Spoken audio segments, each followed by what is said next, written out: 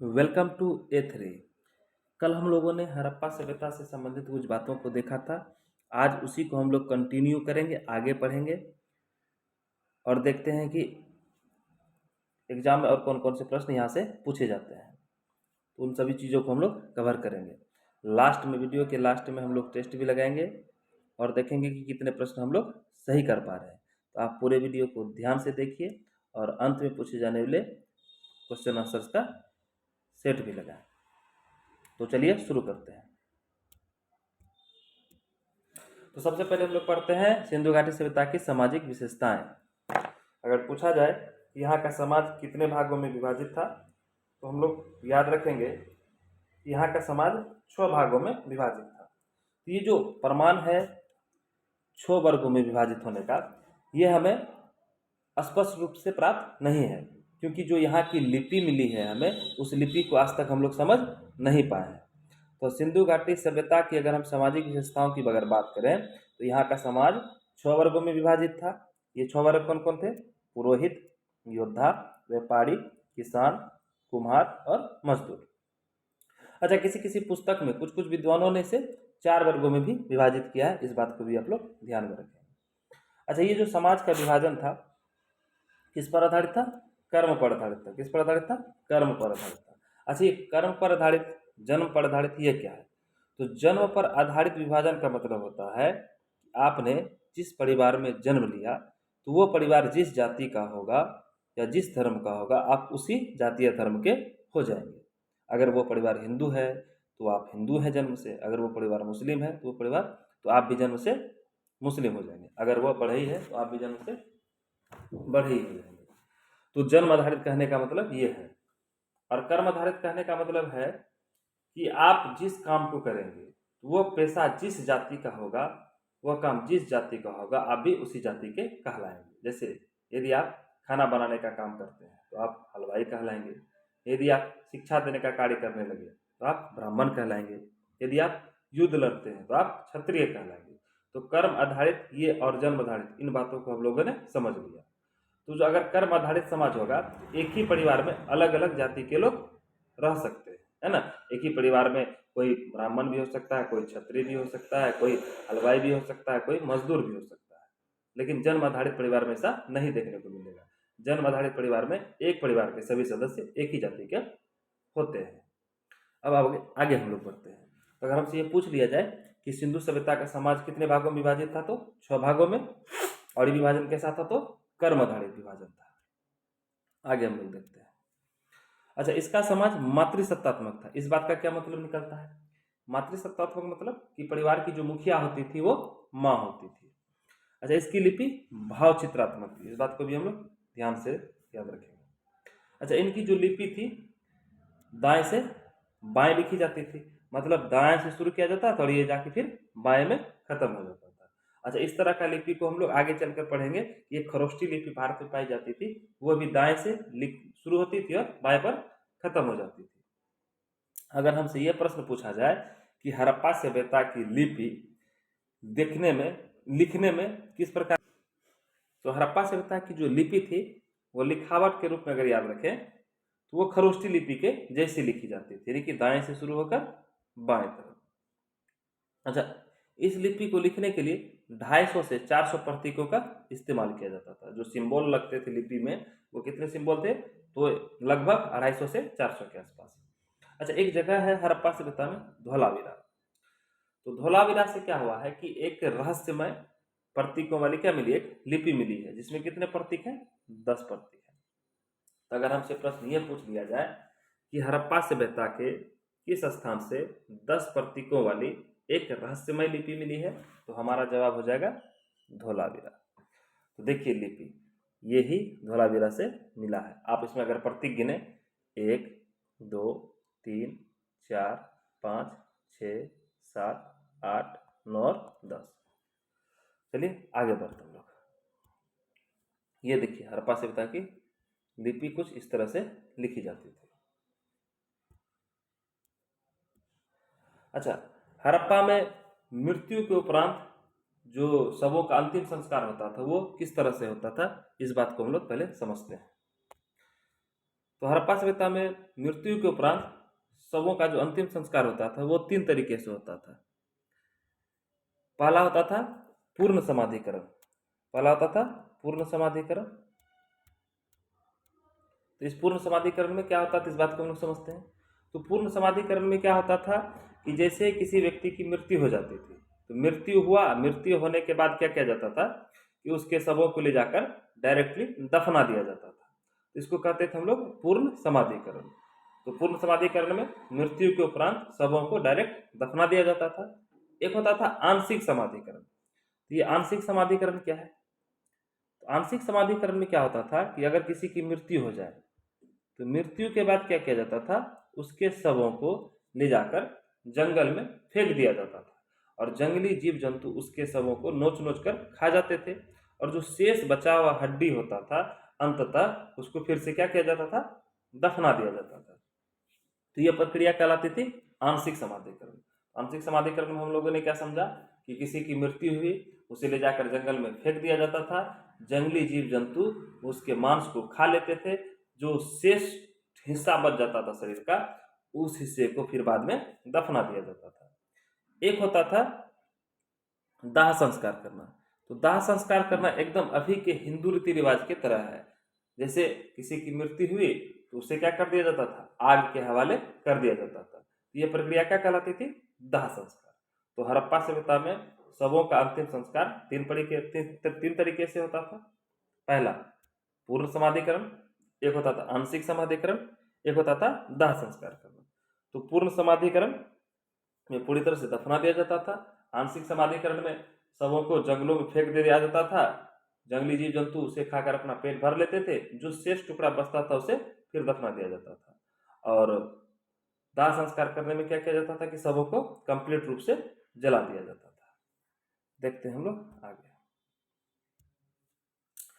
तो हड़प्पा में, अच्छा इस बात को भी हम लोग याद रखेंगे, प्रश्न पूछा जाता है कि कहाँ पर शवों को जलाया जाता था और कहाँ पर शवों को दफनाया जाता था। इस बात के लिए एक अच्छा सा ट्रिक हम लोगों ने बनाया है, हद मौज। मतलब हद से ज्यादा हम लोग को मौज नहीं करनी है। तो हद और मौज।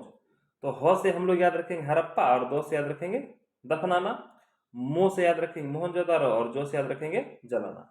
तो हड़प्पा में क्या किया जाता था, शवों को दफना दिया जाता था और मोहनजोदारो में शवों को जलाने की प्रथा मौजूद थी। इस बात को भी हम लोग याद रखेंगे। हड़प्पा में शवों को दफनाने तथा मोहनजोदारो में जलाने का प्रमाण प्राप्त होता है।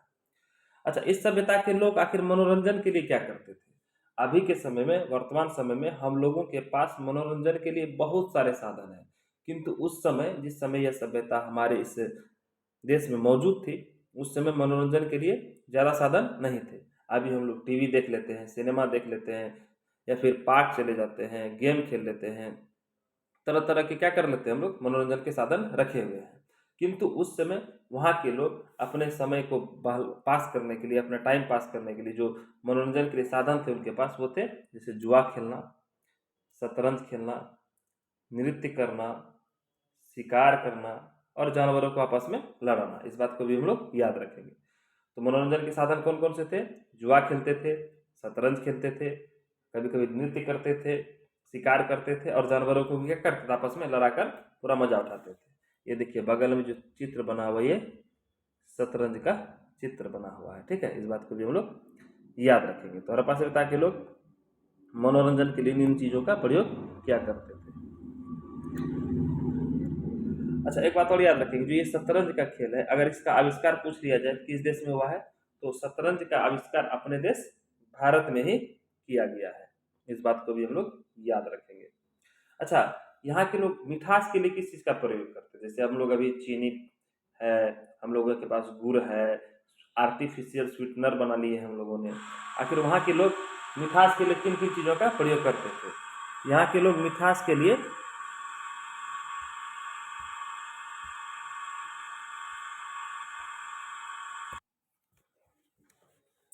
तो वहाँ के लोग मिठास के लिए किस चीज़ का प्रयोग करते थे? तो शहद का प्रयोग करते थे। तो हमसे अगर ये प्रश्न पूछ लिया जाए कि हड़प्पा वासी मिठास के लिए किसका प्रयोग करते थे, तो शहद का प्रयोग करते थे। आगे देखते हैं हम लोग।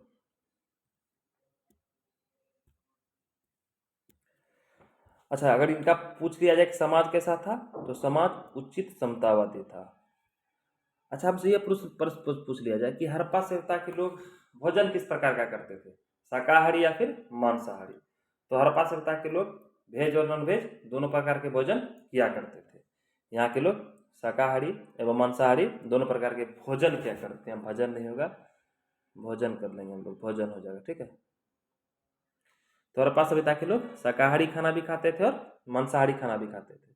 अच्छा, पहनने के लिए सूती वस्त्र एवं ऊनी वस्त्र दोनों का उपयोग करते थे। इस सभ्यता के लोग आभूषणों के भी काफ़ी शौकीन थे। जानवरों की हड्डियां पहनते थे, हाथी के दांत का यूज करते थे, सोना चांदी इत्यादि से बने हुए आभूषणों को पहनते थे। श्रृंगार के लिए लोग लिपस्टिक, काजल, पाउडर इत्यादि का प्रयोग करते थे। अच्छा, ये जो श्रृंगार प्रसाधन हमें प्राप्त हुए हड़प्पा सभ्यता से, अधिकतर प्राप्त हुए हमें चहुंदरों से। कहाँ से? चहुंदरों से। इस बात को भी हम लोग याद रखेंगे। अच्छा, बाल लुक का किस तरह का था, हेयर स्टाइल किस तरह का रखा करते थे? तो स्त्रियां प्रायः जूरा बनाती थी तथा पुरुष लंबे लंबे मूछ एवं बाल रखा करते थे। ये लोग युद्ध से परिचित नहीं थे, काफी शांति प्रिय लोग थे। इस बात को भी हम लोग याद रखेंगे। तो हड़प्पा सभ्यता के जो लोग थे, ये लोग काफी शांति प्रिय थे। युद्ध से दूर दूर तक इनका कोई भी नाता नहीं था। और कुछ बात और याद रखेंगे, जैसे कि यहाँ के लोगों को लोहा का ज्ञान नहीं था, ये लोग तलवार से अपरिचित थे। तो इस बात से हमें यह पता चलता है कि ये लोग युद्ध के शौकीन नहीं थे। आगे देखते हैं हम लोग। अच्छा, अब जान लेते हैं हड़प्पा सभ्यता के संस्थापक के बारे में कि आखिर इस हड़प्पा सभ्यता को बसाया किसने था, या फिर यहाँ पर कितने प्रकार की प्रजातियां निवास करती थी। तो पहली बात तो इसी बात को याद रखेंगे कि जो यहाँ से लिखित प्रमाण मिला है, वो प्रमाण अभी तक पढ़ा नहीं जा चुका है, नहीं पढ़ा गया है। इसलिए क्या है कि यहाँ के प्रत्येक विषय के बारे में विद्वानों में क्या है, मतभेद है। तो अगर उसी तरह से अगर संस्थापक के बारे में भी देखा जाए, तो इस संस्थापक के विषय में भी विद्वानों में काफी मतभेद है। किंतु अगर देखा जाए तो कुल मिलाकर यहाँ पर 4 प्रकार की प्रजातियां निवास करती थी। इस सभ्यता के विषय में विद्वानों में मतभेद है, किंतु सब मिलाकर देखा जाए तो यहाँ 4 प्रजातियां निवास करती थी। कौन कौन सी प्रजातियां थी, इस बात को भी हम लोग याद रखेंगे। भूमध्यसागरीय, इसी को दरविनियन भी बोलते हैं, ऑस्ट्रेलाइड, मंगोलाइड और अल्पाइन। तो ये 4 प्रजातियां हड़प्पा सभ्यता में निवास करती थी। कौन कौन? भूमध्यसागरीय, ऑस्ट्रेलाइड, मंगोलाइड और अल्पाइन। अगर हमसे ये पूछ लिया जाए कि ज्यादातर विद्वान किसे मानते हैं, तो ज्यादातर विद्वानों का मत है भूमध्यसागरीय। इस बात को भी हम लोग याद रखेंगे कि हड़प्पा सभ्यता को जो बसाया था, जो यहाँ के ओरिजिनल समाज थे, वो कौन थे? भूमध्यसागरीय थे। इसी को द्रविडियन भी कहते हैं। हम लोग इस बात को भी याद रखेंगे। देखते हैं आगे। ये तो हो गया। अब हम लोग पढ़ते हैं हड़प्पा सभ्यता का राजनीतिक जीवन। इससे पहले हम लोग एक बार सामाजिक जीवन का रिवीजन कर लेते हैं। तो सामाजिक जीवन में हम लोगों ने पढ़ा कि यहाँ का समाज 6 वर्गों में विभाजित था, जो कि कर्म पर आधारित था। इसके बाद हम लोगों ने देखा था कि इनका समाज मातृसत्तात्मक था। यहाँ की लिपि भाव चित्रात्मक थी और लिपि दाएं से बाएं लिखी जाती थी, है ना। उसके बाद हम लोगों ने लिपि को भी देखा था। उसके बाद हम लोगों ने ये जाना था कि यहाँ के लोग सबों को 3 प्रकार से अंत्येष्टि संस्कार करते थे, यहाँ पर अंतिम संस्कार करते थे, है ना। पूर्ण समाधिकरण, आंशिक समाधिकरण और दाह संस्कार। ये लोग मनोरंजन के लिए जुआ खेलते थे, शतरंज खेलते थे, नृत्य करते थे, शिकार करते थे, जानवरों को आपस में लड़ाते थे और मिठास के लिए शहद का प्रयोग करते थे। उसके बाद हम लोगों ने देखा था यहाँ के लोग शाकाहारी एवं मांसाहारी दोनों प्रकार के भोजन करते थे, सूती वस्त्र ऊनी वस्त्र दोनों पहनते थे, आभूषण के शौकीन थे और श्रृंगार प्रसाधन के शौकीन थे। स्त्रियां जुराब बनाती थी और पुरुष लंबे लंबे बाल और मूछें रखा करते थे। और उसके बाद हम लोगों ने इसके संस्थापक को देखा था कि यहाँ के संस्थापक किसको माना जाता है, तो भूमध्यसागरीयों को ज्यादातर मानते हैं विद्वान। और लेकिन यहाँ पर 4 प्रकार की प्रजातियां थी, भूमध्यसागरीय, ऑस्ट्रेलाइड, मंगोलाइड और अल्पाइन। अब हम लोग बढ़ेंगे, देखेंगे यहाँ के राजनीतिक जीवन को। तो हड़प्पा सभ्यता का राजनीतिक जीवन। अच्छा, इस सभ्यता के राजनीतिक जीवन के संदर्भ में भी क्या है, विद्वानों में मतभेद है। वही बात है, क्योंकि यहाँ से लिखित किसी प्रकार का प्रमाण जो मिला है उसे हम लोग आज तक पढ़ नहीं पाए, किंतु अधिकांशतः विद्वान मानते हैं यहाँ पर केंद्रीय सत्ता विद्यमान थी एवं पुरोहित वर्ग का शासन था। इस बात को हम लोग समझते हैं क्या है। तो हड़प्पा सभ्यता के जो मैक्सिमम विद्वान है, मतलब जो हड़प्पा सभ्यता से जुड़े हुए विद्वान है, जिन्होंने हड़प्पा सभ्यता के ऊपर रिसर्च किया है, उनका मानना है कि यहाँ पर क्या है कि पूरे हड़प्पा सभ्यता को किसी एक जगह से रेगुलेट किया जाता था, यानी कि यहाँ पर केंद्रीय सत्ता थी। जैसे भारत में भी क्या है, केंद्रीय सत्ता है, उसी तरह से हड़प्पा सभ्यता में भी ऐसा माना जाता है कि केंद्रीय सत्ता रहती होगी और उसी केंद्रीय सत्ता से पूरे हड़प्पा सभ्यता को क्या किया जाता होगा, कंट्रोल किया जाता होगा। अगर ये पूछ लिया जाए कि शासन किनका हुआ करता था, तो ऐसा माना जाता है कि यहाँ पर पुरोहित वर्ग के लोग शासन किया करते थे। लेकिन इस बारे में भी क्या है, विद्वानों में मतभेद है, किंतु अधिकांशतः विद्वान मानते हैं कि यहाँ पर पुरोहित वर्ग का शासन था, तो हम लोग इसी को सही मानकर चलेंगे। तो कुछ कुछ विद्वान जो कि एग्जाम में पूछे जाते हैं, जिन्होंने अपना राय दिया था कि आखिर हड़प्पा सभ्यता में कौन से लोग शासन करते थे, उसको देख लेते हैं। तो पुरोहित वर्ग के बारे में किसने बताया था, डी कोसांबी और पिग्गट ने। व्यापारी वर्ग के बारे में किसने कहा था, रामशरण शर्मा ने। रामशरण शर्मा क्या कहते हैं कि यहाँ पर व्यापारी लोगों का शासन हुआ करता था। और हंटर महोदय क्या कहते हैं, गणतंत्रात्मक शासन व्यवस्था थी। और मैके जी कहते हैं कि यहाँ पर प्रतिनिधि शासन था। प्रतिनिधि शासन जैसे अभी वर्तमान में भारत में है ना, तो उस तरह की व्यवस्था यहाँ पर थी। तो किन्होंने कौन सा मत दिया है, इस बात को भी हम लोग याद रखेंगे। कौशाम्बी और पिग्गट कहते हैं पुरोहित वर्ग, रामशरण शर्मा व्यापारी वर्ग, हंटर गणतंत्रात्मक शासन व्यवस्था बताते हैं और मैके प्रतिनिधि शासन व्यवस्था को बताते हैं। अब हम लोग देखते हैं यहाँ की आर्थिक व्यवस्था, आखिर इन लोगों के इनकम का सोर्स क्या था, आखिर जीवन यापन करने के लिए करते क्या थे। तो यह जो सभ्यता थी सिंधु नदी के किनारे बसी हुई थी। अधिकांशतः नगर इसके नदियों के किनारे थे। तो नदियों के किनारे की जो भूमि होती है वो काफ़ी उपजाऊ होती है। तो उपजाऊ भूमि होने के कारण जो यहाँ के लोग खेती काफ़ी किया करते थे और उपज भी काफ़ी अच्छी होती थी। तो अगर हमसे ये पूछ लिया जाए कि हड़प्पा सभ्यता का मुख्य व्यवसाय क्या था, तो हमारा आंसर हो जाएगा कृषि। लेकिन इसके अलावा भी ये लोग अलग अलग प्रकार के कार्य करते थे, जैसे कि व्यापार करना, पशुपालन करना। इस बात को भी हम लोग ध्यान में रखेंगे। तो इस सभ्यता की अर्थव्यवस्था कृषि, व्यापार एवं पशुपालन पर आधारित थी, किंतु कृषि मुख्य व्यवसाय था। इस बात को भी हम लोग याद रखेंगे। अच्छा, इस सभ्यता का मुख्य फसल कौन कौन सा था, जौ, चावल, गेहूं, कपास, तरबूज, नील, सरसों, ज्वार इत्यादि। ये सब फसल यहाँ के लोग उपजाया करते थे। अच्छा, एक बात और याद रखेंगे कि मनुष्य के द्वारा जो सबसे पहला प्रयोग किया जाने वाला फसल था वो कौन सा था, जौ था। अच्छा, अभी हम लोग जिस कपास को देखते हैं, तो कपास जो इस दुनिया में आया, तो सबसे पहले कपास किस सभ्यता में उपजाया गया था, तो इस बात को भी हम लोग याद रखेंगे कि जो सबसे पहले कपास की खेती की गई थी, कपास का उत्पादन किया गया था, वो इसी सभ्यता में किया गया था। और इसको क्या कहा जाता था उस समय, सिंडन कहा जाता था। इस बात को भी हम लोग ध्यान में रखेंगे। दुनिया का सबसे पहला कपास का उत्पादन इसी सभ्यता में हुआ था, इसे सिंडन कहा जाता था। अच्छा, इस सभ्यता का प्रिय पशु कुबर वाला बैल था। इस चीज को हम लोग आगे देखेंगे, ठीक है। तो प्रिय पशु पूछ लिया जाता है, कुबर वाला बैल। अच्छा, इस सभ्यता में वस्तु विनिमय प्रणाली प्रचलित थी।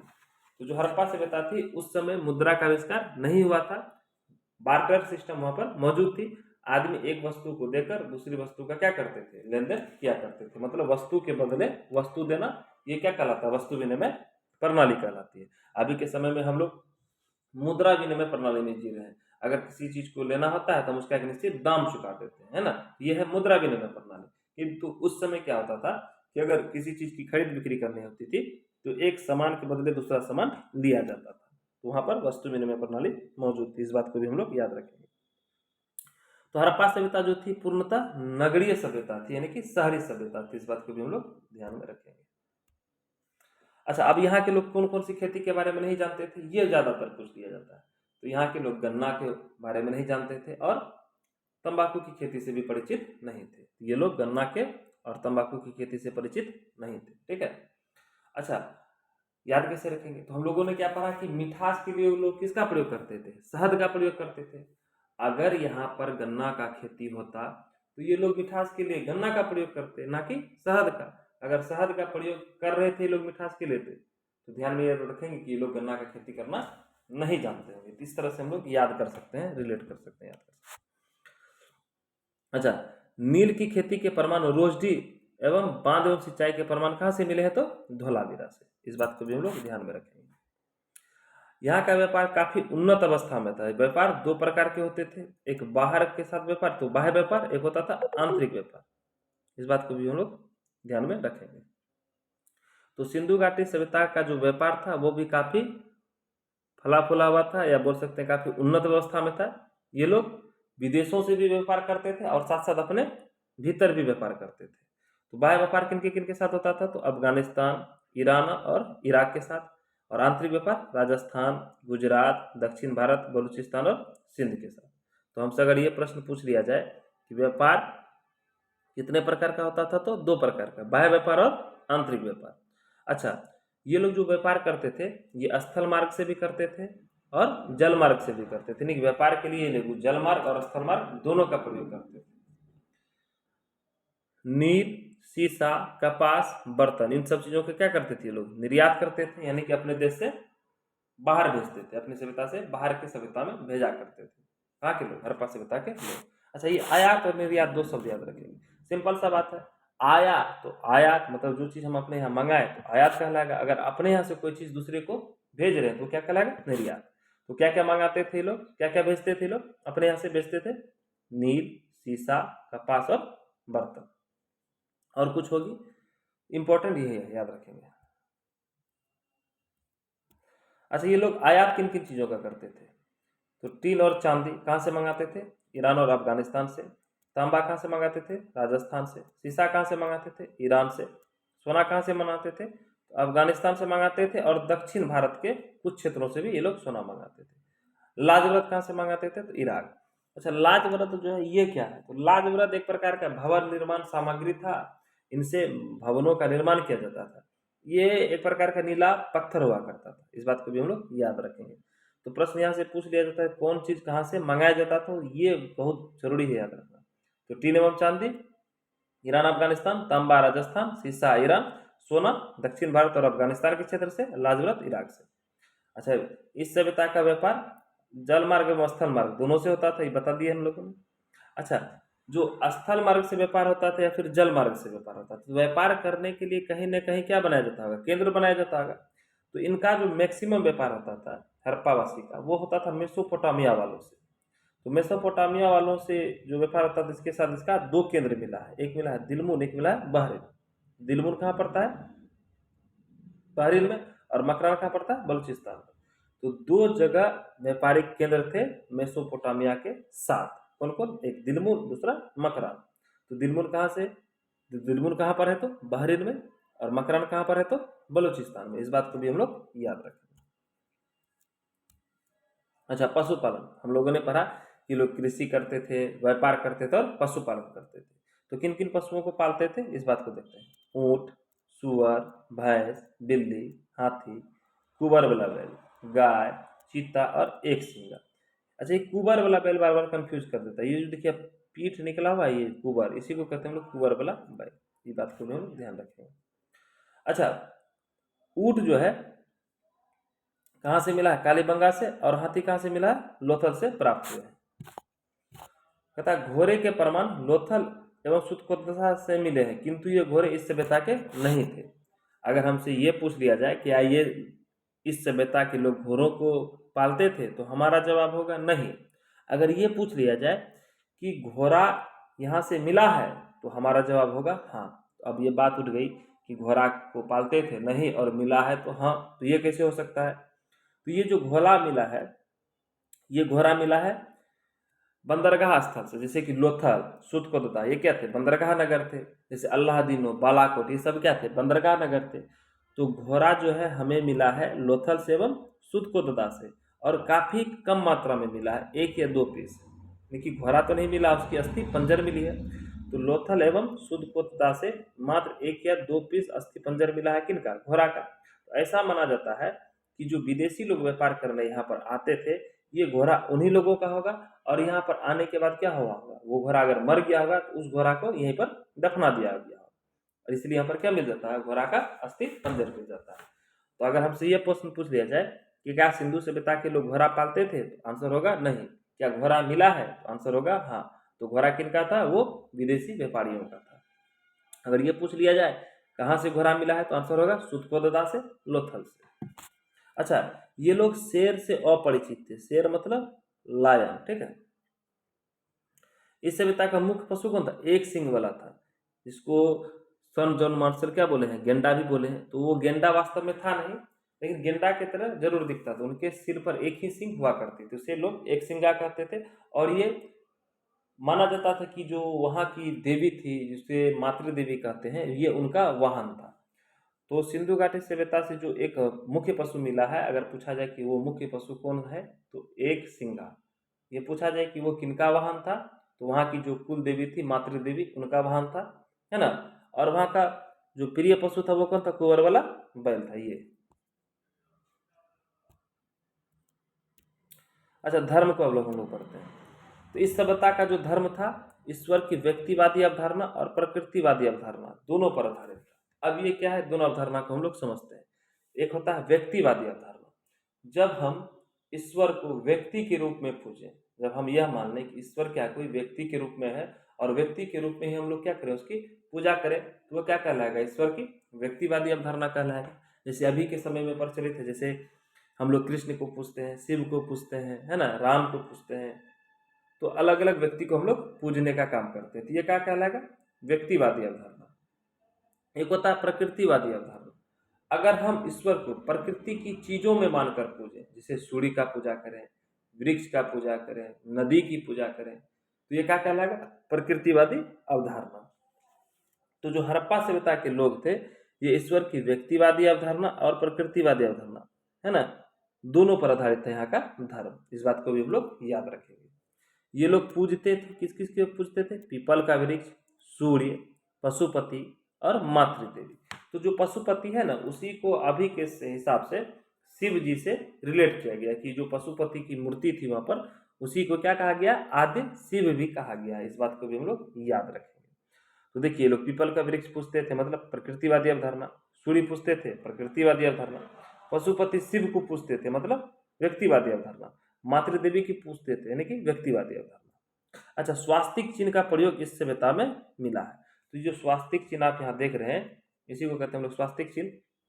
तो हड़प्पा सभ्यता से इन स्वास्तिक चिन्ह का भी प्रमाण मिला है। और ये चिन्ह किससे रिलेटेड है? तो सूर्य देवता से रिलेटेड है, यानी कि सूर्य की पूजा का प्रमाण भी यहाँ से मिला है।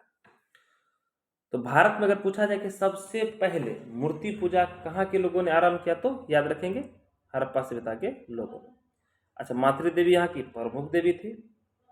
अच्छा, यहाँ से किसी प्रकार का कोई मंदिर नहीं मिला है, इस बात को भी हम लोग ध्यान रखेंगे। ये लोग शिवलिंग, है ना, यहाँ, और ऊपर वाला बैल नहीं, कुबर वाला बैल हो जाएगा यहाँ पर, ठीक है। लिंग तथा योनि, इसकी भी पूजा करते थे। तो ये जो जननांग है, इन जनन अंगों की भी पूजा यहाँ के लोग किया करते थे। कुंवर वाले बैल को पूजते थे, और शिवलिंग की भी पूजा यहाँ पर होती थी। अगर हमसे ये पूछ लिया जाए कि भारत में शिवलिंग की पूजा का प्रथम प्रमाण मिलता है, तो हमारा आंसर हो जाएगा हड़प्पा सभ्यता से। अच्छा, एक बहुत ही रहस्यमय मूर्ति मिली है, जिसे पशुपति शिव की मूर्ति भी कहते हैं, आदि शिव की भी मूर्ति कहते हैं। ये तस्वीर देखिए, इससे रिलेटेड कुछ प्रश्न पूछ लिया जाता था, इसको भी हम लोग कवर कर लेते हैं। तो सबसे पहला बात ये पूछा जाए कि ये मूर्ति कहाँ से मिली, तो हमारा आंसर होगा मोहनजोदड़ो से। किस मुद्रा में है? तो योगी की मुद्रा में है। कहाँ पर बैठे हुए? तो निम्न सिंहासन पर बैठे हुए हैं। अच्छा, इनके बाएं तरफ क्या है? तो बाएं तरफ भैंसा है और गेंडा है, यहाँ गंदा नहीं हो जाएगा, गेंडा हो जाएगा, ठीक है। और दाएं तरफ हो जाएगा क्या है? तो दाएं तरफ हो जाएगा हाथी और बाघ। अगर पैर के पास पूछ लिया जाए कि क्या हो जाएगा? दो हिरन बैठे हुआ है, ये देखिए पैर के पास दो हिरन। तो पशुपति शिव की मूर्ति कहाँ से मिली है? मोहनजोदारो से। योगी की मुद्रा में है, निम्न सिंहासन पर है, बाएं तरफ भैंसा और गेंडा है, दाएं तरफ हाथी और बाघ है, पैरों के पास दो हिरन है। तो आज हम लोगों ने हड़प्पा सभ्यता के सामाजिक जीवन, राजनीतिक जीवन, आर्थिक जीवन को कवर किया, साथ साथ यहाँ के हम लोगों ने धर्म को भी पढ़ लिया। अगले वीडियो में हम लोग यहाँ के नगर के नियोजन के बारे में पढ़ेंगे, यहाँ की मोहरों के बारे में पढ़ेंगे, सिल के बारे में पढ़ेंगे, यहाँ के पतन के कारणों को जानेंगे, है ना। तो अब तक हम लोगों ने जितना पढ़ा उससे संबंधित टेस्ट लगाते हैं, और हम लोग देखते हैं कि कितने प्रश्न को सही कर पा रहे हैं। शुरू करते हैं टेस्ट को। तो पहला प्रश्न है, सिंधु घाटी की सभ्यता में घोड़े के अवशेष कहाँ से मिले हैं? तो अभी बताया था हमने, सुतकोतता। आंसर हो जाएगा हमारा ए।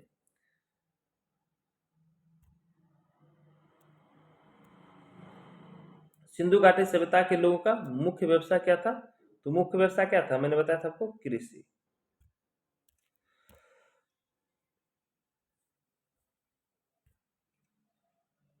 हड़प्पावासी किस वस्तु के उत्पादन में सर्वप्रथम थे? तो कपास।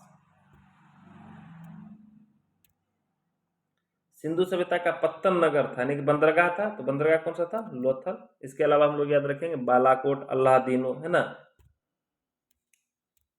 अगला, हड़प्पा कालीन समाज किन वर्गों में विभक्त था? तो शिकारी, पुजारी, किसान और क्षत्रिय। नहीं, क्षत्रिय नहीं बताए थे। विद्वान, योद्धा, व्यापारी और श्रमिक। ये हो जाएगा हमारा आंसर, ऑप्शन बी। अगला, निम्नलिखित में से कौन से लक्षण सभ्यता के लोगों का सही चित्रण करता है? पहला है, ये लोग, इनके विशाल महल और मंदिर होते थे। मैंने आपको बताया कि इनके पास मंदिर नहीं होता था। पहला क्या हो जाएगा? गलत हो जाएगा। वे देवी और देवताओं दोनों की पूजा करते थे। एकदम से हो जाएगा, जैसे कि पशुपति शिव की भी पूजा करते थे और मातृदेवी की भी पूजा करते थे। अच्छा, ये मातृदेवी कौन थी? इसी मातृदेवी को आजकल हम लोग दुर्गा, काली, चंडी, अन्य अन्य नामों से जानते हैं। ठीक है, तो ये लोग देवी और देवता दोनों की पूजा करते थे, तो ऑप्शन 2 हमारा क्या हो जाएगा? सही हो जाएगा। अगला, वे युद्ध में घोड़े द्वारा, तो घोड़ा का प्रमाण यहाँ से नहीं मिला है। घोड़ा मिला है, लेकिन घोड़ा इस सभ्यता के नहीं थे, तो ऑप्शन 3 भी क्या हो जाएगा? हम लोग का गलत हो जाएगा। यानी कि बैल वाले रथ का प्रयोग करते थे, और दूसरा बात कि युद्ध तो करते ही नहीं थे, तो ऑप्शन 3 में क्या हो जाएगा? हमारा गलत हो जाएगा। तो केवल एक ही ऑप्शन सही है, वो है 2, तो आंसर हो जाएगा हमारा ए। अगला है, अच्छा वही प्रश्न है, हड़प्पा सभ्यता के बारे में कौन सी उक्ति सही है? तो पहला, उन्हें अश्वमेध की जानकारी थी। नहीं, यज्ञ हमने पढ़ाया ही नहीं आपको। गाय उनके लिए पवित्र थी। नहीं, ऐसा भी हमने नहीं बताया। उन्होंने पशुपति का सम्मान आरंभ किया। अभी तुरंत बताया कि वे लोग पशुपति शिव की पूजा करते थे, तो आंसर हमारा जाएगा ऑप्शन सी। अगला, हड़प्पा सभ्यता के लोगों की सामाजिक पद्धति थी, तो सामाजिक पद्धति कैसी थी? तो उचित समतावादी। सिंध का बाघ, सिंध का नखलिस्तान या बाघ हड़प्पा सभ्यता के किस पुरा स्थल को कहा गया है? तो बाघ कहा जाता था मोहनजोदारो। हड़प्पा सभ्यता के अंतर्गत हल से जोते गए खेत का साक्ष्य कहां से मिला है? तो कहां से मिला है हल से जोता हुआ खेत? इस बात के याद रखेंगे, कालीबंगा से। आंसर वही है, कालीबंगा। भारत में चांदी की उपलब्धता के प्राचीनतम साक्ष्य मिलते हैं, तो चांदी सबसे पहले भारत में कहां से मिला है? तो हड़प्पा संस्कृति से मिला है। तो हम लोगों ने अगर वीडियो को अच्छी से समझा होगा तो सारे क्वेश्चंस अच्छे से लगा लिए होंगे। मिलते हैं अगले वीडियो में। अगर आपको मेरा वीडियो पसंद आ रहा हो तो लाइक, शेयर, सब्सक्राइब, कमेंट जरूर करें। तो मिलते हैं नेक्स्ट वीडियो में, तब तक के लिए जय हिंद, जय भारत।